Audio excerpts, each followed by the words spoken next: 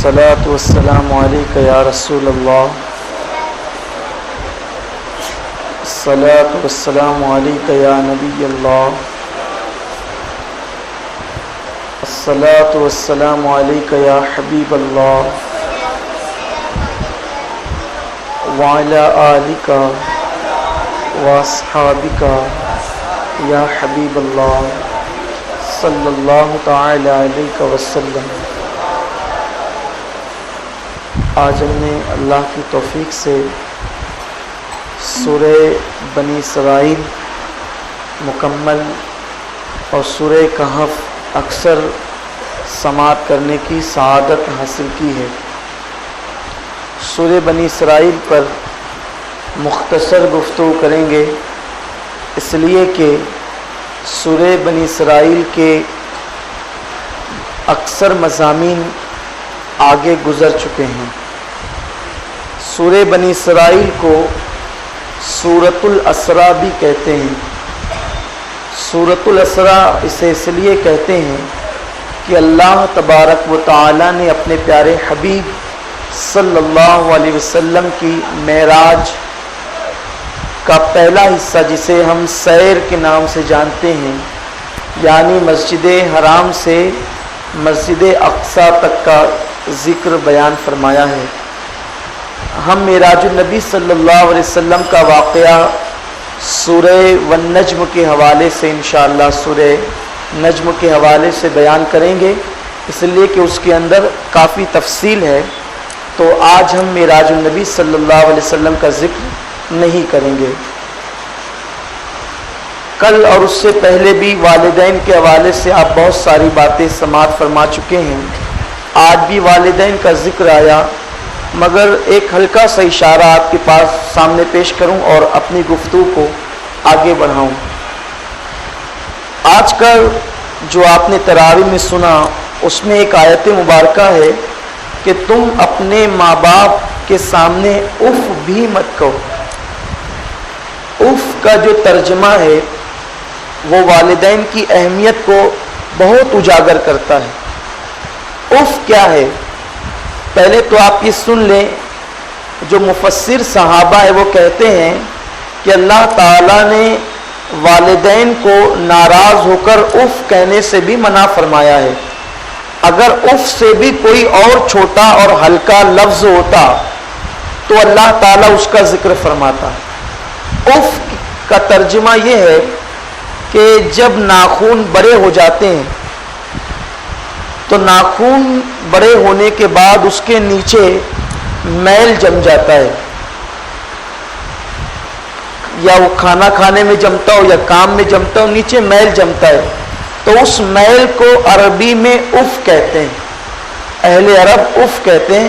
یعنی اب یہاں پر یہ بات بتائی جا رہی ہے کہ ناخن بڑھنے کے بعد اس کے نیچے جو میل جمع ہوتا ہے کتنا ہوتا ہے وہ، تو وہ جتنا ہوتا ہے اتنی تکلیف بھی تم اپنے ماں باپ کو پہنچا نہیں سکتے.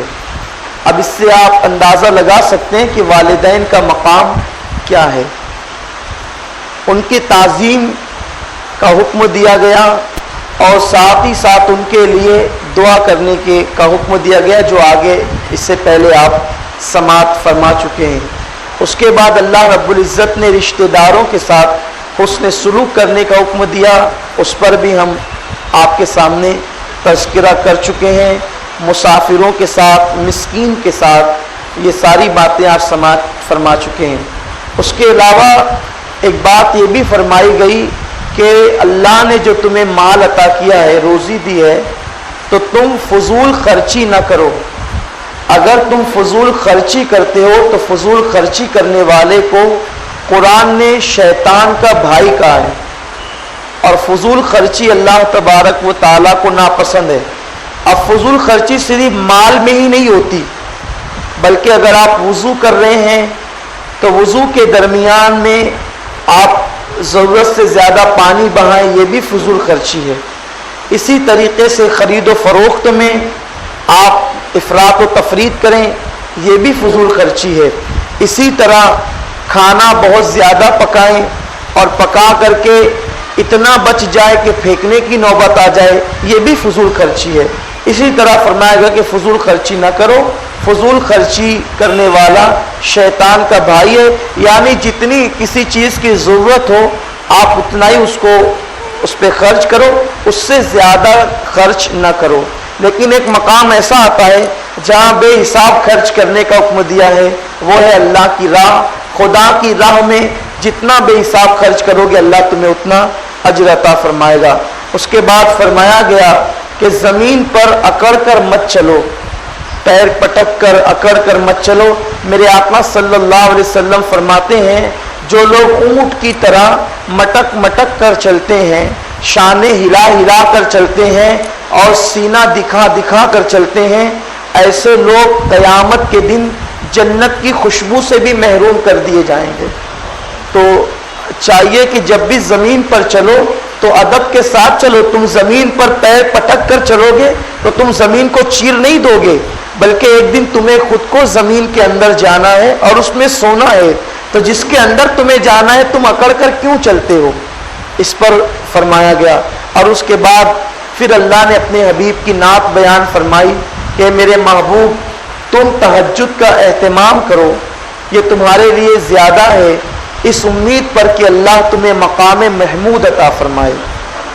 مقام محمود کی ہلکی سی تعریف پیش کریں اور اس کے بعد ہم آگے بڑھیں۔ مقام محمود کیا ہے؟ یہ محمود بنائے حمد سے۔ اللہ تبارک و تعالیٰ کے رسول صلی اللہ علیہ وسلم نے اس کی تشریح خود بیان فرمائی کہ قیامت کے دن اللہ تعالیٰ اپنے ایک بندے کو مقام محمود عطا فرمائے گا، اور میں امید کرتا ہوں کہ وہ بندہ میں ہی ہوں۔ اب میرے آقا فرماتے وہ مقام محمود کیا ہوگا؟ وہ مقام محمود یہ ہوگا کہ اللہ تعالیٰ کی کرسی ہوگی اور اللہ اپنی شان کے مطابق اس پر بیٹھے گا۔ اللہ بیٹھنے سے، اٹھنے سے، چلنے پھرنے سے پاک ہے، مگر حدیث پاک متشابہات میں سے، تو میرے آقا فرماتے اللہ اپنی شان کے مطابق اس کرسی پر بیٹھے گا اور اللہ کی کرسی کے بازو میں میری کرسی ہوگی۔ یہ کیا بشر ہے، کیسا انسان ہے کہ جس کی کرسی خدا کے بازو میں لگ رہی ہے۔ اب میرے آقا صلی اللہ علیہ وسلم فرماتے ہیں اللہ رب العزت، اور یہ روایت جو میں پیش کر رہا ہوں آپ کو، یہ مقام محمود کی تفسیر میں حضرت عبداللہ ابن عباس جو رئیس المفسرین ہیں اور جنہیں قرآن مقدس نے پختہ علم والے کے نام سے یاد کیا ہے، یہ ان کی روایت میں بیان کروں کہ انہوں نے حضور سے سنا اور بیان کیا، تو میرے آقا فرماتے ہیں اللہ کی کرسی کے بازو میں میری کرسی، فرمائے گا بیٹھ جاؤ صلی اللہ علیہ وسلم، روحی فدا صلی اللہ علیہ وسلم، اے محمد بیٹھ جاؤ۔ میرے سرکار فرماتے ہیں مگر میں نہیں بیٹھوں گا، میں نہیں بیٹھوں گا۔ صحابہ کرام گھٹنوں کے بل کھڑے ہو گئے اور عرض کیا یا رسول اللہ ہمارے ماں باپ آپ پر قربان، جب اللہ آپ کو بیٹھنے کے لیے فرما رہا ہوگا تو آپ کیوں نہیں بیٹھیں گے؟ تو میرے آقا صلی اللہ علیہ وسلم ارشاد فرماتے ہیں اس لیے نہیں بیٹھوں گا کہ ایک وجہ تو یہ ہوگی کہ وہ جو میرے دور امتی کھڑے ہوں گے وہ مجھے دیکھتے ہوں گے تو ان کی ہمت بنتی ہوگی، اگر میں بیٹھ جاؤں تو کہیں میں ان سے اوجھل نہ ہو جاؤں، اور دوسری وجہ یہ ہوگی کہ میں اس لیے نہیں بیٹھوں گا کہ وہ میرے دور والے امتی میری نگاہوں سے اوجھل نہ ہو جائیں، اس لیے میں نہیں بیٹھوں گا۔ اور پھر میرے آقا فرماتے ہیں مقام محمود کا دوسرا درجہ میرے لیے یہ ہوگا کہ اللہ مجھے دیکھے گا میں اسے دیکھوں گا، اللہ مجھے دیکھے گا میں اسے دیکھوں گا، وہ مجھے دیکھ کر کے میری شان بیان کر رہا ہوگا، وہ مجھے دیکھ کر میری شان بیان کر رہا ہوگا۔ تو جب اللہ تبارک و تعالیٰ کو شان بیان کرتے ہوئے لوگ دیکھیں گے تو انبیاء کرام بھی اللہ کو شان بیان کرتا ہوا دیکھ کر میری شان بیان کریں گے۔ مقام محمود یعنی تعریف والا مقام، تو جب اللہ تعریف کر رہا ہوگا تو انبیاء کرام دیکھیں گے ہمارا رب تعریف کر رہے ہیں محمد کی صلی اللہ علیہ وسلم، تو سارے انبیاء تعریف کریں گے۔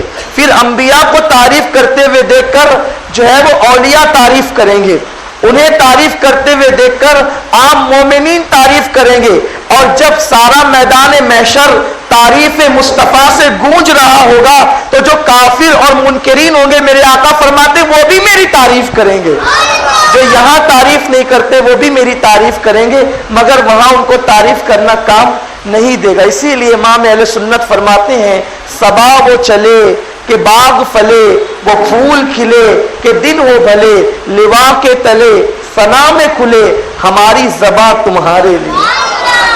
हम भी उस वक्त रसूल पाक की हम यहाँ इतनी कसरत से इसीलिए तारीफ करते हैं कि जब हुजूर मकाम महमूद पर फाइज होंगे तो वहाँ हम भी तारीफ करें, और फिर वहाँ जब अपनी ज़बान से तारीफ निकलेगी तो इंशाअल्लाह अपना बेड़ा पार हो जाएगा।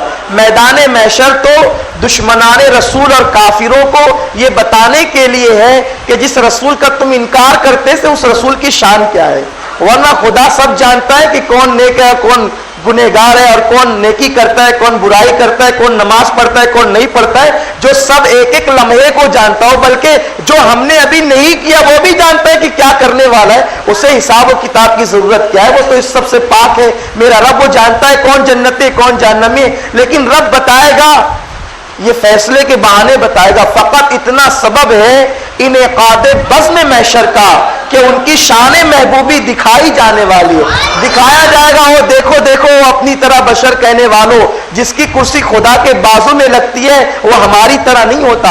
अगर तुम नबी की तरह या नबी तुम्हारी तरह होते तो 2-4 कुर्सी का और इजाफा हो जाता है ना, कि बहुत बड़े मौलाना साहब है, बहुत बड़े मुहद्दिस साहब है, बहुत बड़े मुफ्ती साहब है, लेकिन सब नीचे खड़े होंगे और सब नफसी नफसी कह रहे होंगे। उस वक्त तो खुदा के बाजू में किसी की कुर्सी लगेगी तो वो हमारा नबी होगा, सबसे औला वो आला हमारा नबी, सबसे बाला। इसीलिए कहते हैं कि कल कयामत में शफाअत की डोर जिसके हाथ में होगी आज उसी के बन जाओ, ताकि वहां पर पछताना न पड़े। हम इसीलिए कहते सुन्नी बड़े होशियार हैं, जन्नत की कुंजी खुदा ने जिसके हाथ में दी है, शफाअत की डोर जिसके हाथ में दी है, हमारे बुजुर्गों ने कहा उसी के बन जाओ। अरे जिसका खुदा हो गया उसी के बन जाओ, जिससे खुदा ने वादा किया वाला सौफ युती का रब्बु का फतरदा, ए महबूब हम तुझे इतना अता करेंगे कि तुम राजी हो जाओगे, तो उसी महबूब के हो जाओ जिसका खुदा खुद जिसका हो गया उसी महबूब के हो जाओ। भाई खुदा हिकमत वाला है, जब वो मोहम्मद का हुआ तो जाहिर सी बात है मोहम्मद के होने में कुछ तो हिकमत होगी। जब तो खुदा उनका हो गया तो खुदा जिसका हो गया हम उसके क्यों ना हो जाएं। इसीलिए चाहिए होशियार वही है, अक्लमंद वही है जो सबको छोड़कर मुस्तफ़ा जाने रहमत का हो जाए। जो मोहम्मद का हो गया खुदा उसका हो गया, और जो मोहम्मद का हो गया वो खुदा का हो गया सल्लल्लाहु अलैहि वसल्लम। तीसरा दर्जा मकाम महमूद का 2 दर्जे बताए, तीसरा दर्जा जो बहुत ऊंचा है वो क्या है मालूम है आपको? इमाम मुस्लिम के उस्ताद इमाम दारमी जो तमाम मुहद्दिसीन के नज़दीक मुस्तनद और मोतबर है, वो फरमाते हैं तीसरा मकाम महमूद का जो दर्जा अल्लाह मुझे अता फरमाएगा। अभी आपने सुना ना, आसा अय्यबासा का रब्बु का मकाम महमूदा, आसा अय्यबासा का रब्बु का मकाम महमूदा। अल्लाह पाक फरमा रहे हैं महबूब इस उम्मीद पर कि हम तुम्हें मकाम महमूद अता करें, हम तुम्हें मकाम महमूद अता करेंगे। तो आका फरमाते हैं मकाम महमूद का तीसरा दर्जा मेरे लिए ये होगा कि सारे लोग जन्नत के दरवाजे पर पहुंच जाएंगे जिन्हें जन्नत में जाना होगा। अब मगर मैं नहीं जाऊंगा, मैं इसलिए नहीं जाऊंगा कि एक एक को बख्शवाऊंगा और सबको बख्शवा लूंगा, तो जितने जन्नत में जाने सब जन्नत के दरवाजे पर होंगे। अब जब मैं जन्नत में जाने लगूंगा तो अल्लाह फरमाएगा रुक या मोहम्मद, ए मोहम्मद ठहर जा। जब सब जन्नत की तरफ गए तो उनके इस्तकबाल के लिए फरिश्ते थे और सब चले गए, और तू मेरे महबूब तू बचा है, अब तुझे जन्नत की तरफ जाना है। तो अल्लाह फरमाता है रुक जा। सब जन्नत में गए तो सबका इस्तकबाल फरिश्तों ने किया, अगर तू जाएगा तेरा इस्तकबाल भी फरिश्ते करेंगे। तो शाफ़े महशर जो शफाअत कर रहा है और आम लोग, उनमें फर्क क्या बाकी रहेगा? तो ए मोहम्मद अब तू जन्नत में जा रहा है तो रुक, तेरा रब आता है तेरे इस्तकबाल के लिए और वो जन्नत के दरवाजे पर तेरे लिए खड़ा होता है। तेरा रब तेरे लिए आता है तेरे इस्तकबाल के लिए, जन्नत के दरवाजे पर वो खड़ा होता है। इस शान से तू जन्नत में जा के तेरा रब तेरा इस्तकबाल कर रहा हो और तुझ पर सलाम भेज रहा हो। मेरे आका फरमाते हैं ये मेरा मकाम होगा, मकाम महमूद इसे कहते हैं। और कुरान मुकद्दस में आपने सुना ये है शान मुस्तफ़ा जान रहमत सल्लल्लाहु अलैहि वसल्लम। उसके बाद सूरह कहफ का आगाज होता है। सूरह कहफ, कहफ कहते हैं खो को, खो पहाड़ के अंदर जो गार होता है अरबी में उसे कहफ कहते हैं। इस सूरत का नाम सूरह कहफ इसलिए है कि अल्लाह तबारक व तआला ने चंद वलियों का जिक्र جو غار میں جا کر چھپے تھے ان کا ذکر بیان فرمایا۔ اب یہاں آپ ایک بات پہلے سمجھ لیں کہ جب بتوں کا تذکرہ کیا گیا تو کیا بتایا گیا کہ یہ ناک پر سے مکھی نہیں اٹھا سکتے، یہ مردہ ہے، یہ کھا نہیں سکتے، یہ کچھ نہیں کر سکتے، یہ بتوں کے بارے میں کہا گیا۔ اور آج کل کم علمی کی بنیاد پر لوگ وہ بتوں والی آیت اولیاء پر چسپاں کرتے ہیں۔ تو اب ہم بتا رہے ہیں کہ بتوں میں اور ولیوں میں فرق کیا ہے۔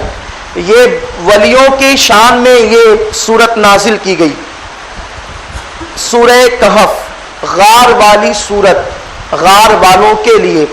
ہوا یہ کہ جناب عیسیٰ علی نبینا علیہ الصلوۃ و تسلیم کو جب آسمان پر اٹھا لیا گیا تو آپ کے آسمان پر اٹھائے جانے کے بعد جو ہے حالات بہت خراب ہو گئے، اور ایک بادشاہ تھا جس کا نام دقیانوس تھا، اس نے باضابطہ طور پر بت پرستی کو رواج دیا، اور وہ اتنا ظالم و جابر بادشاہ تھا کہ بت پرستی جو نہیں کرتا تھا وہ اسے قتل کر دیتا تھا۔ زندہ رہنا ہے تو بت پرستی کیجئے، اور اگر آپ بت پرستی نہیں کر سکتے تو آپ اس دنیا سے چلے جائیے۔ کچھ لوگ تھے، تعداد میں اختلاف ہے، کوئی کہتا ہے 3 تھے، کوئی کہتا ہے 5 تھے، کوئی کہتا ہے 7 تھے، بلکہ قرآن نے بھی کہا ہے کہ ان کی صحیح تعداد اللہ کو معلوم ہے، اور کچھ تھوڑے اللہ کے بندے ہیں جنہیں پتہ ہے، یعنی سب کو اس کا علم نہیں ہے۔ لوگوں کو چاہیے کہ وہ اس کے بارے میں بہت زیادہ بحث نہ کرے، گفتگو نہ کرے تعداد کے حوالے سے۔ تو وہ اللہ کے مقبول بندے تھے کچھ، تو ان کی کیفیت یہ تھی جب بادشاہ نے انہیں بت پرستی پر مجبور کیا تو مجبور کرنے کے بعد ان لوگوں نے تو کھڑے ہو کر کہہ دیا کہ ہمارا رب اللہ ہے جس نے زمین اور آسمان کو پیدا فرمائے، اور ہم جو بت پرستی کی طرف تو ہمیں آمادہ کر رہا ہے تو ہم بت پرستی نہیں کر سکتے۔ یہ ایک واقعہ تھا جو بہت پرانا ہو چکا تھا۔ دراصل اس کا شان نزول یہ ہے کہ جب اللہ کے حبیب صلی اللہ علیہ وسلم نے اعلان نبوت فرمایا تو کفار مکہ کلام ربی کو سن کر ہیبت زدہ تھے، چونکہ وہ بڑے بڑے شاعر تھے مگر نبیوں کے بارے میں انہیں معلومات نہیں تھی، انبیاء کے بارے میں اور بڑی بڑی جو باتیں تھیں وہ نہیں جانتے تھے۔ تو انہوں نے مدینہ منورہ کے کچھ یہودیوں کے پاس اپنے 2 آدمی بھیجے اور کہا کہ جاؤ ذرا ان لوگوں سے معلومات لو کہ نبیوں کے بارے میں وہ بہت کچھ جانتے ہیں، تو معلومات ہمیں ملے کہ کیا کریں۔ تو ان لوگوں نے یہودیوں نے سکھا کر کے بھیجا کہ جس شخص نے اعلان نبوت کیا ہے ان سے تم 3 سوال کرو، روح کیا ہے، اور وہ نوجوان جو اللہ کے اولیاء تھے جو غار میں جا کر چھپے تھے ان کا واقعہ کیا ہے، اور ایک شخص جس نے پوری کائنات کی سیر کی اس کے بارے میں وہ کیا کہتے ہیں۔ 2 کا جواب وہ تفصیل سے دیں گے اور 1 کا جواب وہ بہت مختصر دیں گے اگر وہ نبی ہوں گے تو۔ اگر انہوں نے جواب دے دیا تو وہ نبی ہیں، اور اگر جواب نہیں دیا تو وہ نبی نہیں ہے۔ جب حضور سے پوچھا گیا تو بس سورہ بنی اسرائیل میں ہی روح کیا ہے اس کا جواب گزر گیا کہ وہ تو اللہ کا ایک حکم ہے، بس ایک جملے میں جواب دے دیا گیا۔ اور ذوالقرنین جنہوں نے ساری دنیا کی سیر کی، جن کا واقعہ چونکہ ابھی سورہ کہف باقی ہے تو اس میں آنے والا ہے، اور پھر یہ غار والے جو اولیاء کرام ہیں ان کا تذکرہ میرے سرکار نے قرآن کی زبانی بہت تفصیل کے ساتھ بیان فرمایا۔ تو آقا صلی اللہ علیہ وسلم قرآن کے ذریعے سے اس واقعے کو ان تک پہنچا رہے ہیں، اور قرآن مقدس کا مفہوم بھی ہم آپ کے سامنے پیش کر رہے ہیں۔ تو وہ ان لوگوں نے کھڑے ہو کر بادشاہ کے سامنے تو کہہ دیا کہ ہمارا رب وہ ہے جس نے زمین اور آسمان کو پیدا فرمایا، اور ہم بتوں کی پوجا نہیں کریں گے۔ پھر یہ ہوا کہ بادشاہ کے خوف سے کہ اب بادشاہ یا تو قتل کر دے گا یا تو مجبور کرے گا، وہ حضرات جو 3، 5 یا 7 تھے وہ بہت معزز مانے جاتے تھے قوم کے درمیان۔ وہ لوگ ایک جگہ جمع ہوئے، اور جمع ہو کر وہ اپنے ایمان کو بچانے کے لیے اپنے مال دولت سب کچھ چھوڑ کر انہوں نے قریب کے ایک غار میں پناہ لی. وہ غار کہاں ہے اس پر بھی بہت سارا اختلاف ہے. کچھ لوگ کہتے ہیں کہ روم میں ہے، کچھ لوگ کہتے ہیں کہ اندلیس میں ہے، کچھ لوگ کہتے ہیں کہ ملک شام میں ہے. جو ملک شام میں غار بتایا جاتا ہے اصحاب کہف کا، اس کی زیارت الحمدللہ ہم لوگوں نے کی ہے، اور وہاں پر لوگ کثرت سے زیارت کے لیے جاتے ہیں.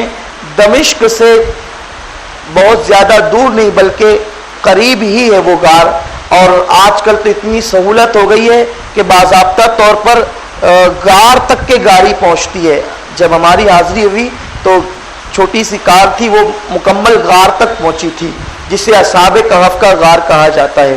تو وہ قریب ہی کے غار میں جا کر کے وہ پہنچے، اور پہنچنے کے بعد چونکہ رات کا وقت تھا، جب وہ نکلے تو انہیں راستے میں ایک کتا مل گیا. وہ کتا بھی ان کے پیچھے پیچھے ہو لیا. اس کتے نے جب ان کے ساتھ ہو لیا تو انہوں نے سوچا کہ کتے کی عادت بھونکنا ہے. اچھا، کتے کا تذکرہ قرآن نے خاص طور پر کیا ہے، اسی لیے ہم اسے فراموش نہیں کر رہے ہیں، ہم اس کا ذکر بھی کریں. جس کا تذکرہ خدا نے فرمایا ہم اسے کیسے فراموش کر سکتے ہیں؟ بلکہ ہم تو یہ کہتے ہیں کہ وہ کتا بھی لائق تعظیم ہے جس کا تذکرہ قرآن نے تعظیم کے ساتھ کیا ہے. لیکن آپ اس پر بھی اندازہ لگائیں کتنی حقیر مخلوق ہے کتا، مگر ایک کتا اگر ولیوں کے ساتھ ہو جائے تو قرآن بھی اس کا ذکر تعظیم کے ساتھ کرتا ہے. اور آپ اسے تراویح میں پڑھ رہے ہیں، سن رہے ہیں، آپ نماز میں اس کتے کا ذکر سن رہے ہیں. وہ کتا کتنی اہمیت والا ہو گیا جو ولیوں کے ساتھ ہو گیا. جب کتا ولیوں کے ساتھ ہو جائے تو وہ اتنی اہمیت والا ہو جائے کہ آپ اسے نماز میں اس کا ذکر پڑھیں، نماز میں اسے سنیں. اگر انسان ولیوں کے ساتھ صدق دل سے ہو جائے تو اس کا مقام کتنا بلند ہو جائے گا. تو قرآن کہتا ہے کہ ان کے ساتھ ہو گیا، اور کتے کو ان لوگوں نے جھڑکا کہ کتے تو بھوکتا ہے، چلا جائے یہاں سے، کیونکہ اگر تو بھوک کر شور مچائے گا تو لوگ ہمیں دیکھ لیں گے اور پھر بادشاہ کو بتا دیں گے، تو پھر پریشانی میں ہم پڑ جائیں گے، ہمارا ایمان خطرے میں پڑ جائے گا. تو اس کتے نے، تفاسیر میں آتا ہے، علامہ جلال الدین سیوطی نے اور دیگر مفسرین نے اپنی کتابوں میں اسے لکھا ہے کہ کتا جو ہے وہ پیروں کے بل کھڑا ہوا اور آگے کے پنجے اس نے اٹھائے اور اللہ سے عرض کی کہ مولا مجھے زبان دے تاکہ میں ان سے کلام کروں. اس کتے نے کہا، اے اللہ والو، اللہ کے برگزیدہ بندو، میں ولیوں کا چاہنے والا ہوں، آپ مجھے اپنے ساتھ رکھ لیں، میں نہیں بھوکوں گا، بلکہ آپ لوگ جہاں بھی قیام کریں گے تو اس مقام پر میں آپ لوگوں کی حفاظت کے لیے بیٹھوں گا اور آپ لوگوں کی حفاظت کے فرائض انجام دوں گا. جب کتے سے انہوں نے زبان حال سے بات سنی تو وہ مطمئن ہو گئے اور وہ غار میں جا کر کے، رات کا وقت تھا، وہاں پر بیٹھ گئے، نماز پڑھی. اور چونکہ رات تو تھی ہی اور وہ تھکے ہوئے تھے، انہوں نے سوچا کہ ہم تھوڑی دیر سو جائیں. ابھی وہ سوئے ہی تھے کہ اللہ تبارک و تعالیٰ نے ان پر نیند طاری فرما دی. وہ سوئے تھے اور سو گئے. جب بادشاہ کو خبر ہوئی، جو دقیانوس تھا، کہ اپنا ایمان بچانے کے لیے وہ لوگ میرے خوف سے بھاگے ہیں اور فلاں غار میں جا کر کے چھپے ہیں اور وہ سو رہے ہیں، تو بادشاہ نے کہا کہ سوتے میں ہی بہت جلدی میں ایسی دیوار تعمیر کرو کہ وہ سوتے رہیں اور اسی میں گھٹ گھٹ کر وہ مر جائیں. پھر یہ ہوا کہ جس شخص کو یہ کام سونپا گیا، اتفاق سے وہ بہت نیک اور سمجھدار آدمی تھا. وہ ساروں کے نام اس نے لکھے ایک تختی پر اور اسی دیوار کے اندر ڈال دی. اس طریقے سے دن گزرتے گئے. قرآن بیان کرتا ہے کہ جب سورج نکلتا اور ڈوبتا تو اللہ تعالیٰ نے ان پر جو نیند طاری فرمائی تھی، سورج کو یہ حکم دیا گیا کہ ان ولیوں کے ادب کا وہ خیال رکھیں. جب سورج نکلتا اور اس غار کے اوپر آنا چاہتا تو سورج کو حکم ہوتا وہ یا تو دائیں ہو جائے یا تو بائیں ہو جائے، تاکہ اس کی سورج کی کرنیں اندر جا کر انہیں تکلیف نہ پہنچا سکے. یہ ہے ولیوں کی شان جسے قرآن نے بیان کیا ہے. اور وہ جو ہے ناک پر سے مکھی نہیں اڑا سکتے، وہ بتوں کے لیے ہے. اس فرق کو سمجھنا ضروری ہے اپنے ایمان کی حفاظت کے لیے. کبھی سورج کو تعظیم سکھا دی گئی، خدا نے تعظیم بتائی کہ سورج کبھی ادھر کو ہوتا کبھی ادھر کو ہوتا، کرنیں اندر نہیں جا پاتی تاکہ ان کے سونے میں خلل نہ آئے. اور اس کے بعد اسی طریقے سے قرآن کہتا ہے 309 سال کا عرصہ گزر گیا. اللہ فرماتا ہے ہم ان کی کروٹیں بدلتے تھے. یہ نہیں کہا کہ وہ کروٹیں بدلتے تھے، بلکہ کیا کہا؟ ہم ان کی کروٹیں بدلتے تھے. یعنی اللہ تعالیٰ ولیوں کے اتنے ناز اٹھاتا ہے. کروٹیں کون بدلتا ہے؟ کروٹیں کون بدلتا ہے؟ کبھی آپ نے بچے کو سوتے ہوئے دیکھا ہوگا.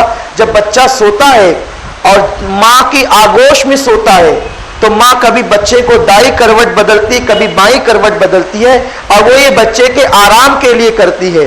ایک ماں اپنے بچے سے یہ پیار کرتی ہے تو اس کی کروٹیں بدلتی ہے. اور اللہ اپنے ولیوں سے پیار کرتا ہے، جب انہیں اپنی آغوش رحمت میں سلاتا ہے تو پھر ان کی کروٹیں بھی وہ بدلتا ہے. اور کروٹیں اس لیے بدلتا ہے کہ کہیں زمین پر یہ پڑے رہے تو زمین اسے کھا نہ سکے، تو ان کی کروٹیں بدلتا ہے. یہ بتایا جا رہا ہے کہ اللہ کے ولیوں کو تم مٹی کا ڈھیر مت سمجھو. وہ سوتے ہیں اور ان کی کروٹیں بھی بدلی جاتی ہے. اور یاد رکھنا وہ تو عیسیٰ کے امتی تھے، ان کے اتنے ناز اٹھائے گئے. امت محمدیہ کا گنہگار بھی پسندیدہ ہے تو امت محمدیہ کے ولی کی شان کا عالم کیا ہوگا؟ ارے امت محمدیہ کا گنہگار بھی پسندیدہ ہے.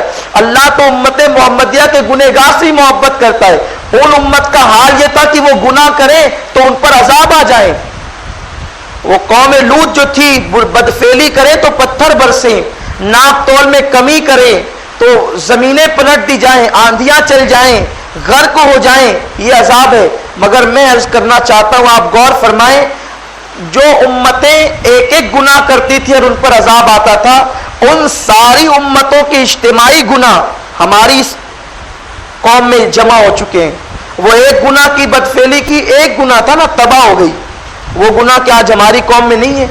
زنا ہماری قوم میں نہیں ہے، ناپ تول میں کمی ہماری قوم میں نہیں ہے، نماز کا ترک کرنا ہماری قوم میں نہیں ہے، نبی پاک کی گستاخی ہماری قوم میں نہیں ہے، خدا عز و جل کی توہین ہماری قوم میں نہیں ہے. سارے گناہ ہماری قوم میں موجود ہے، مگر عذاب صرف اس لیے نہیں آتا کہ امت محمدیہ میں ہو.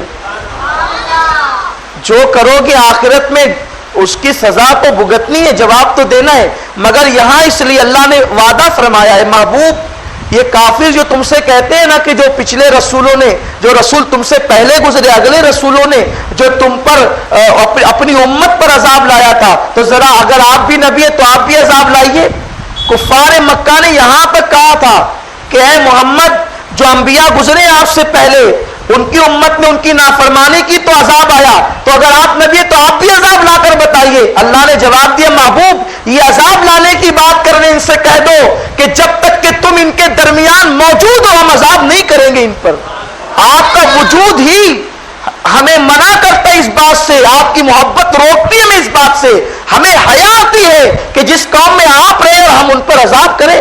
اگر یہ عذاب مانگ رہے تو بھی ہم عذاب نہیں کریں گے، ان پر اجتماعی عذاب نازل نہیں کریں گے کیونکہ آپ ان کے درمیان موجود ہیں. تو پتہ چلا اگر آج بھی اجتماعی عذاب نہیں آتا تو مصطفیٰ جان رحمت ہمارے درمیان جیسے وہ صحابہ کے درمیان موجود ہے ویسے ہمارے درمیان بھی موجود ہے. تو عرض یہ کر رہا تھا، جب امت محمدیہ کا گنہگار اتنا پسندیدہ ہے تو امت محمدیہ کے ولیوں کی شان کیا ہوگی. جب عیسیٰ علیہ السلام کی امت کے ولیوں کی کروٹیں بدل رہا ہے خدا آگوش رحمت میں سلا کر، تو جو غریب نواز اجمیر میں سو رہے ہیں، غوث پاک بغداد میں سو رہے ہیں، کلیر کا تاجدار کلیر میں سو رہے ہیں، تو ان کے کس طرح ناز اٹھائے جاتے ہوں گے اور ان کے مرتبے کا عالم کیا ہوگا. تو اب آگے بیان کیا جا رہا ہے، اللہ پاک فرماتا ہے ہم نے ان کی کروٹیں بدلی. پھر یہ ہوا کہ زمانہ بدلا، چونکہ 3 صدیاں بیتی، 309 سال قمری سال بیتے، تو اس میں یہ ہوا کہ ایک بہت نیک دل بادشاہ آیا، اس کا نام بیدروس تھا. اس نے دیکھا کہ قوم جو ہے وہ ایک بہت بنیادی عقیدے سے بغاوت کر رہی ہے، اور وہ عقیدہ یہ تھا کہ مرنے کے بعد ہم اٹھائے نہیں جائیں گے، مرنے کے بعد ہمیں اٹھایا نہیں جائے گا. یہ عقیدہ لوگوں میں رائج ہو گیا. تو وہ راتوں کو دعا کرتا ہے، اللہ کوئی ایسی نشانی ظاہر کر دے کہ جس سے لوگوں کو یہ یقین آ جائے کہ ہمیں مرنے کے بعد دوبارہ اٹھایا جائے گا، لوگوں کے اندر یہ عقیدہ پیدا ہو جائے. اللہ نے اس کی دعا کو قبول فرما لیا. اور پھر ایک چرواہا، قرآن کہتا ہے ایک چرواہا بکریاں چراتا ہوا وہاں پہنچا. بکریاں جب دیوار پر چڑھی تو 309 سال میں وہ دیوار کافی بوسیدہ ہو چکی تھی، ان کے چلنے سے دیوار گر پڑی، بکریاں بھی بھاگی، چرواہا بھی بھاگا. اور اب جب کہ دیوار ٹوٹ گئی نکلنے کے اسباب پیدا ہو گئے تو پھر اللہ تعالیٰ نے ان کی نیند کو ختم فرما دیا، نیند ختم ہو گئی۔ اب جب نیند ختم ہوئی تو وہ اٹھے اللہ کا شکر کرتے ہوئے، اور انہوں نے آپس میں ایک دوسرے کو سلام کیا۔ یہ ذکر ملتا ہے قرآن و تفاسیر، پتہ چلا جب نیند سے اٹھو تو گھر والوں کو سلام کرو، یہ اللہ والوں کا طریقہ ہے، اور میرے سرکار کی بھی یہ سنت ہے، جب نیند سے بیدار ہوا کرو تو ایک دوسرے کو سلام کیا کرو، کیونکہ اللہ تعالیٰ نے آپ کو نئی زندگی عطا کی ہے۔ موت بھی، نیند بھی عارضی موت ہے، جب اس سے آپ اٹھتے ہو تو گویا کہ اللہ رب العزت آپ کو نئی زندگی دیتا ہے۔ اسی لیے میرے سرکار جب نیند سے بیدار ہوتے تو دعا پڑھتے، الحمدللہ الذی احیانا بعد ما اماتنا والیہ النشور۔ ساری خوبیاں اس اللہ کو زیبا ہے جس نے ہمیں موت طاری کرنے کے بعد دوبارہ زندگی عطا فرمائی۔ تو یہ موت جو ہے، نیند جو ہے، وہ یہ بھی عارضی موت ہے۔ بہرحال انہوں نے ایک دوسرے کو سلام کیا، ملاقات کی، اور پھر گفتگو کی۔ لگتا آج ہم لوگ کچھ زیادہ ہی سو گئے، آج ہم لوگ کچھ زیادہ ہی سو گئے۔ تو جب انہوں نے گفتگو کی کتنا سوئے تو انہوں نے کہا کہ بس ہم ایک رات یا اس سے کچھ زیادہ سوئے، یا ایک دن ہم اس سے کچھ زیادہ سوئے، ہم کچھ 8-10 پہر سو لیے ہیں، یعنی ایک دن اس سے کچھ زیادہ، بس ہم اتنا ہی سوئے ہیں، اس سے زیادہ تو ہم نہیں سوئے۔ یہاں ایک عقیدہ اور بھی سماعت کر لیں، جو اہل ایمان ہے، جن کا خاتمہ ایمان پر ہوگا۔ دیکھو ایمان پر خاتمے کی فکر کرو، اگر ایمان دنیا سے لے گئے تو پھر اپنی ہی چاندنی ہے، سارا معاملہ اپنے ہی حق میں ہے۔ جب ایمان والا مر جاتا ہے، مرنے کے بعد صدیوں بعد جب وہ قیامت کے دن اٹھے گا، تو جب وہ اٹھے گا تو بس وہ یوں محسوس کرے گا کہ میں رات کو سویا تھا اور صبح کو بیدار ہو گیا، کیونکہ اس کو کوئی تکلیف ہی نہیں ہوگی قبر میں، تو راحت ہی راحت ہوگی، آرام ہی آرام ہوگا۔ بہت سارے لوگ سوچتے نا یار قبر میں کتنا سوئیں گے، ارے سونے والے وہ ہیں جو ایمان پر جاتے ہیں، ایمان پر جاؤ گے تو آرام سے سوؤ گے، ورنہ وہاں کا حال تو یہ ہے کہ قبر تو جہنم کے گڑھوں میں سے گڑھا بھی ہے۔ اسی لیے اپنے اعمال کو بہتر بناؤ اور ایمان کی سلامتی کے لیے خاص دعا کرو۔ تو انہوں نے کہا کہ بس ہم ایک دن یا اس سے کچھ زیادہ سوئے، اور بہت زیادہ نہیں سوئے۔ اب انہیں جب نیند سے بیدار ہوئے تو انہیں بھوک لگی۔ اچھا وہ سلامت تھے، اندر غار میں ان کا کتا بھی سلامت تھا۔ کیا شان ہے ولیوں کی، قرآن پہ قربان جائیں۔ ہمارے قرآن نے ساری باتیں بیان کر دی۔ بھائی وہ تو اللہ والے تھے، وہ سلامت رہے، ان کے کروٹیں بدلتا رہا رب، تو اللہ پاک ان کے در پر بیٹھے ہوئے کتے کی بھی کروٹیں بدلتا رہا۔ اللہ نے انہیں سلامت رکھا تو ان کے در کے کتے کو بھی سلامت رکھا۔ آپ اندازہ لگائیں 309 سال تک وہ کتا وفاداری کے ساتھ بیٹھا رہا۔ اب وہ بیدار ہوئے تو بھوک لگی۔ یملیخا نام کا ان کا ایک ساتھی تھا، اس کو کچھ پیسے دیے، ان لوگوں نے کہا کہ جاؤ یہ چاندی کا سکہ لے کر اور بہت چوکنا ہو کر جانا، کہیں بادشاہ کو پتہ نہ چلے۔ اب یہ باہر نکلے تو شاہراہیں اور یہ سب دیکھ کر تھوڑا سا تعجب ہوا کہ شہر جو ہے وہ کچھ ترقی پر چلا گیا، کچھ ڈیولپ ہو گیا ہے، مگر انہوں نے اتنا دھیان نہیں دیا۔ اب جب یہ دکانوں پر گئے، بازار میں دیکھ رہے ہیں تو لوگ ایک دوسرے کو سلام کر رہے ہیں، عیسیٰ علیہ السلام کے نام کی قسمیں کھائی جا رہی ہیں، اللہ کا نام لیا جا رہا ہے، وہ بتوں کا والا معاملہ پرانا نہیں۔ ان کو تھوڑی سی حیرت ہوئی، ماحول میں اچانک راتوں رات تبدیلی کیسے۔ پھر وہ گئے روٹی خریدنے کے لیے، جب روٹی خریدی اور روٹی لینے کے بعد وہی 309 سال پرانا والا سکہ دیا تو اس نے پکڑ لیا، کہا کہ ضرور تمہارے ہاتھ کوئی خزانہ لگا ہے، اور یہ بہت پرانا سکہ ہے، یہ تو دقیانوس کے دور کا سکہ ہے۔ اور سارے جو ہے وہ دکان کے مالک، بازار والے سب جمع ہو گئے، بھیڑ لگ گئی کہ اس کے پاس بہت پرانا مال اس کے ہاتھ لگا ہے، خزانہ۔ کہا بھائی یہ رات میں ہم اپنے گھر سے لے کر نکلے تھے، جب سارا خوب معاملہ پیچیدہ ہو گیا تو بادشاہ کے پاس پہنچے۔ جب بادشاہ کے پاس پہنچے تو اب دیکھا تو وہ دقیانوس نہیں تھا، اب تو کوئی دوسرا ہی بادشاہ تھا۔ انہیں بھی حیرت ہوئی، ادھر ان کے آنے میں تاخیر ہوئی تو وہ سمجھ گئے کہ ہمارا ساتھی پکڑا گیا، اب تو جان ہی دینا ہے، ایمان تو دینا نہیں، جان ہی دینا ہے۔ ادھر وہ خیر منا رہے تھے، ادھر جو وزیر اور دیگر اعلیٰ حکام تھے ساری تفتیش کر رہے تھے کہ تمہارے پاس آیا کیسے؟ کہا میرے پاس نہیں ہے، ہم تو رات میں سونے کے لیے گئے تھے۔ آخر کار جب سب لوگ وہاں پہنچے تو بھیڑ کو آتا دیکھ کر وہ سمجھ گئے کہ اپنے تو پکڑا گئے، مگر وہ جو تختی تھی جو اس کسی آدمی نے اس کو دیوار کو بناتے وقت نام کندہ کرا دیے تھے، کتبہ لکھوا دیا تھا۔ یہاں ایک بات اور دیکھ لیں آپ، کتبہ کا ذکر قرآن نے کیا ہے، کتبہ کا ذکر قرآن نے کیا ہے، مگر قرآن نے اس کو منع نہیں کیا، بلکہ اس کا تذکرہ بھی قرآن نے تعریف کے ساتھ کیا ہے۔ تو اس سے پتا چلا کہ قبروں پر ناموں کا کتبہ لگوانا یہ قرآن سے ثابت ہے۔ کچھ لوگ کہتے ہیں نا کہ تختی مت لگاؤ، ایسے ہی رہنے دو، گمنام کر دو انہیں، تو قرآن بتا رہا ہے نا کہ کتبہ لگایا گیا تھا، وہ اللہ والوں کے مزار پہ ان کے نام کا کتبہ لگوایا گیا، اور اس کتبے کا فائدہ بھی قرآن نے بیان کیا کہ جب ان پر کوئی معاملہ آیا تو ان لوگوں وہ کتبہ لوگوں کو ملا، وہ دیوار، اور پھر وہ دقیانوس کے زمانے کی ساری باتیں یاد آ گئی، تو پھر لوگوں کو پتا چلا کہ یہ لوگ رات کو سو کر صبح نہیں اٹھے، بلکہ 309 سال تک یہ سوتے رہے، اور اب اللہ تعالیٰ نے انہیں دوبارہ ہمارے درمیان ظاہر فرمایا۔ تو اللہ وہ ہے جب 309 سال تک انہیں سلا کر کے اٹھانے پر قدرت رکھتا ہے، تو مرنے کے بعد وہ ہمیں جلانے پر بھی قدرت رکھتا ہے۔ لوگوں کا جو بادشاہ کی دعا تھی ان کا وہ عقیدہ تازہ ہو گیا کہ مرنے کے بعد ہم دوبارہ زندہ ہوں گے، مگر پھر ان لوگوں نے کہا کہ اب ہمیں یہاں سے جانے دیجئے۔ اللہ کا شکر ہے، ماحول دیکھ کر بڑی خوشی ہوئی، آپ لوگوں کو دیکھ کر بڑی خوشی ہوئی، ان کے لیے دعائیں کی، اور پھر وہ واپس غار میں چلے گئے۔ واپس وہ غار میں گئے، اللہ تعالیٰ نے ان پر پھر نیند طاری فرما دی، موت طاری فرما دی، اور اللہ رب العزت نے جو ان کا کتا تھا اس کے بھی جنتی ہونے کی بشارت عطا فرما دی۔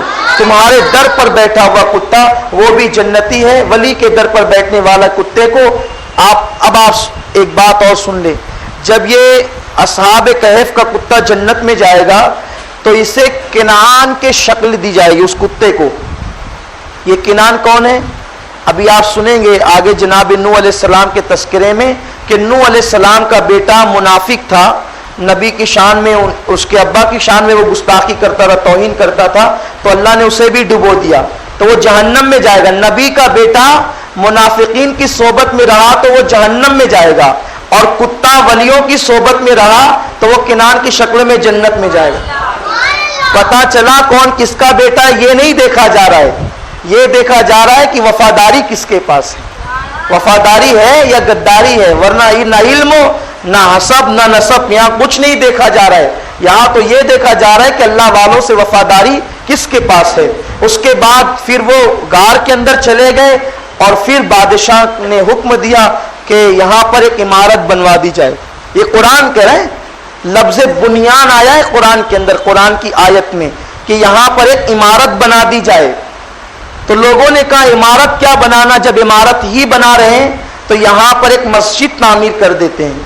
پتا چلا اللہ والوں کی قبروں کے اوپر عمارتیں بنانا، گنبد بنانا، یہ قرآن کی اس آیت سے ثابت ہو رہا ہے کہ قرآن کہہ رہا ہے کہ ان لوگوں نے آپس میں یہ گفتگو کی کہ ہمیں یہاں پر ایک عمارت بنانی چاہیے۔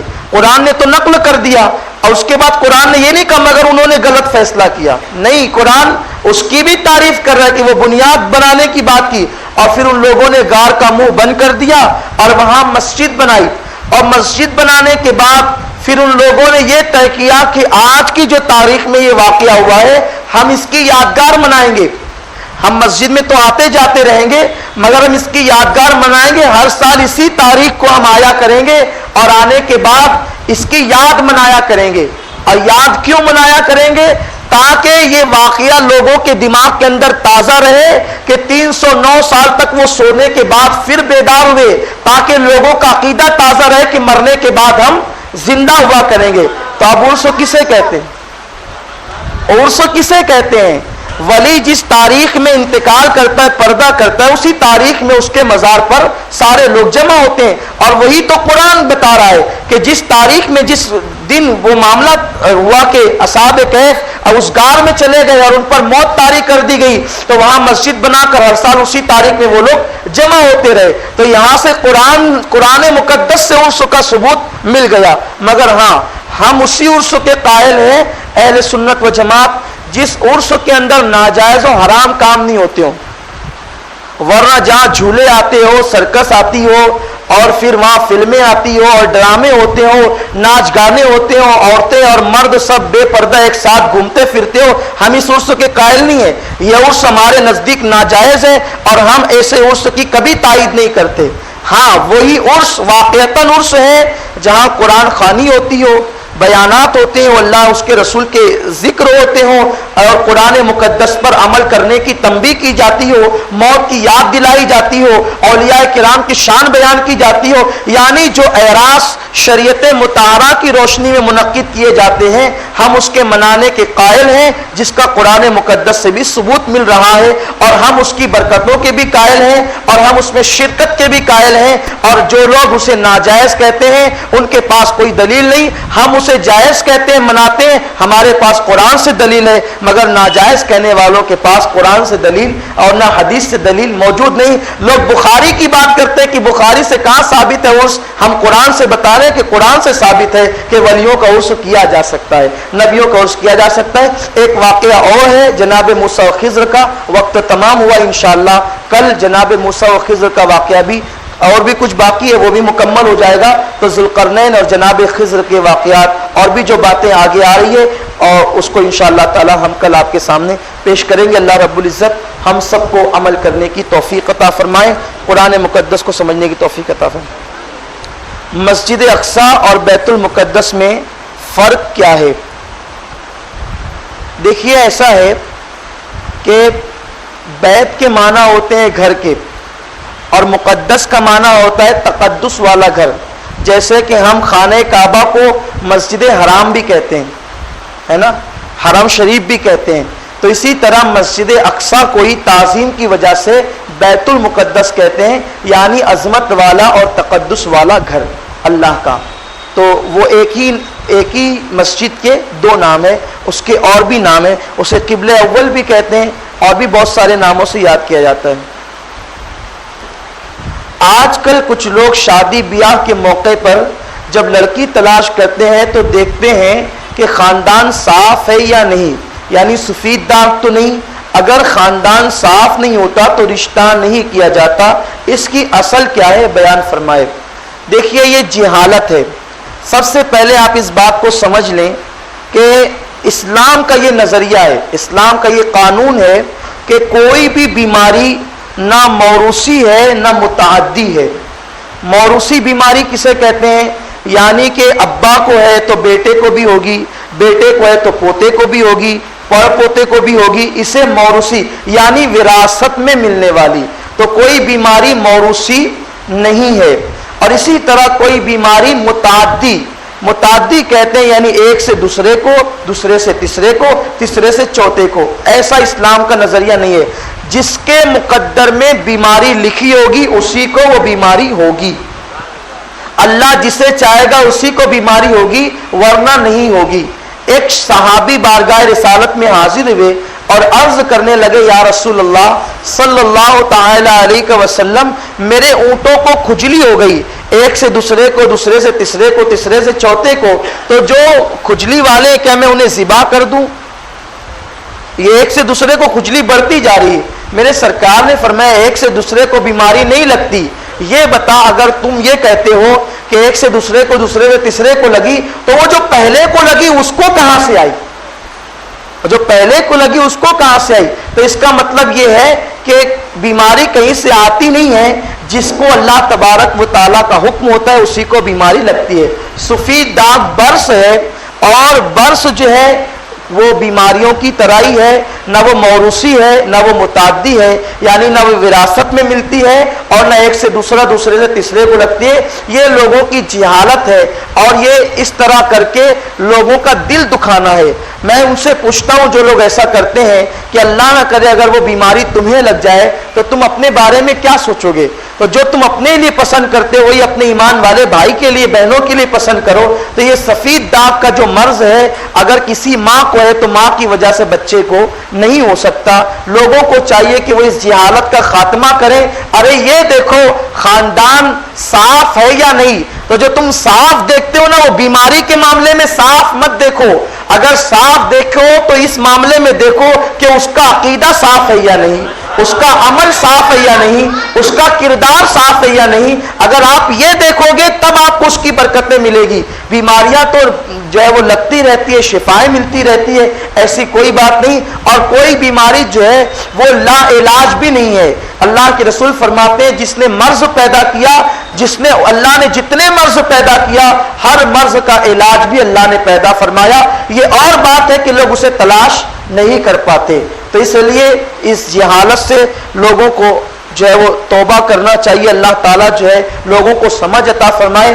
یہ کہہ کر لوگوں کا وہ دل دکھاتے ہیں، اور جس نے ایمان والوں کا دل دکھایا گویا کہ اس نے اپنے نبی کا دل دکھایا، اور جس نے نبی کو اذیت پہنچائی اس نے اللہ کو اذیت پہنچائی، اور جس نے اللہ کو اذیت پہنچائی اس کا ٹھکانہ جہنم ہے۔ اللہ ہماری قوم کو سمجھ عطا فرمائے۔ عملنیر میں جو درگاہ شریف شانور علیہ رحمت و رضوان ہے، وہ واقعہ جو پیش آیا اس کے بارے میں کسی نے پوچھا ہے، وہ معلومات جاننا چاہ رہے تھے۔ وہ ابھی کا واقعہ نہیں ہے، وہ میرے خیال سے شب معراج کے وقت کا واقعہ ہے کہ مزار شریف پر لوگوں نے حرکت ہوتے ہوئے دیکھی۔ ہم لوگوں کو فون آیا تو ہم لوگ بھی گئے، تقریباً 10-15 ساتھی، جس میں سے حفاظ اور علماء بھی ساتھ میں تھے۔ ہم لوگوں نے وہاں جا کر کے دیکھا تو غلاف شریف جو ہے وہ ایسے ہل رہا تھا جس طریقے سے جو ہے وہ کوئی سانس لیتا ہے، اور ہم لوگوں نے خود اپنی آنکھوں سے ہلتے ہوئے دیکھا، اور پھر لوگوں نے پوچھنے لگے کہ یہ کیا ہے۔ ظاہر سی بات ہے وہ غیب کا معاملہ ہے، ہم کیا بتائیں کیا ہے۔ ہم نے کہا اللہ جانے اور اس کے بتائے سے اس کے رسول جانے، ہمیں نہیں پتہ یہ کیا ہے۔ پھر اس کے بعد 2 دن کے بعد پھر میرا جانا ہوا تو وہاں لوگوں نے غلاف شریف کو ہٹایا، ہٹانے کے بعد غسل دیا، اور غسل دینے کے بعد پھر واپس غلاف رکھا، پھر وہی کیفیت طاری رہی، اور پھر کچھ دنوں کے بعد وہ اپنے آپ بند ہو گئی۔ تو یہ کیا ہے ہم نہیں بتا سکتے، اللہ جانے، اللہ کے بتائے سے اس کے رسول جانے۔ ہمیں جو بات نہیں معلوم ہے ہم اس کے بارے میں جو ہے وہ تفسیرہ نہیں کر سکتے۔ ایک شخص نے سحری کھایا اور فجر کی نماز پڑھ کر سو گیا، اتنے میں اسے اٹھنے کے بعد پتہ چلا کہ وہ ناپاک ہو گیا ہے، تو اس کا روزہ رہے گا یا ٹوٹ گیا؟ اگر ایسا ہو جاتا ہے تو وہ فطرت ہے۔ ظاہر سی بات ہے کہ ہم جو ہے یہاں پر کوئی بات کھل کر بیان کرنے میں حیا کرتے ہیں، حالانکہ نہیں کرنا چاہیے، مگر ہماری مجبوری یہ ہے کہ آپ لوگ جو مسجد میں بیٹھے ہیں اس سے زیادہ خواتین اور بچے بچیاں سنتے ہیں، اس لیے ہمیں ان کا خیال رہتا ہے، تو ہم کوئی بات کو وہ نہیں کر سکتے۔ تو اگر ایسا کوئی حادثہ پیش آیا تو وہ فطرت ہے، اور اس کی وجہ سے آپ کے روزے پر کوئی اثر نہیں پڑے گا، اور آپ کا روزہ نہ مکروہ ہوگا نہ ٹوٹے گا، آپ کا روزہ جیسا تھا ویسا ہی رہے گا، چونکہ وہ آپ کے اختیار میں نہیں ہے۔ اور قرآن کہتا ہے لا یکلف اللہ نفسا الا وسعها، کہ اللہ تعالیٰ کسی جان پر ایسا بوجھ نہیں ڈالتا جس پر اس کا اختیار ہی نہیں ہے اور وہ اس کو اٹھا ہی نہیں سکتا۔ تو ایسا حادثہ ہونے سے یا ایسا معاملہ پیش آنے سے آپ حیا کی زبان میں سمجھ لیں تو اس سے روزے پر کوئی فرق نہیں پڑتا۔ اللہ رب العزت مجھے آپ سب کو دین کی سمجھ عطا فرمائے۔ الفاتحہ۔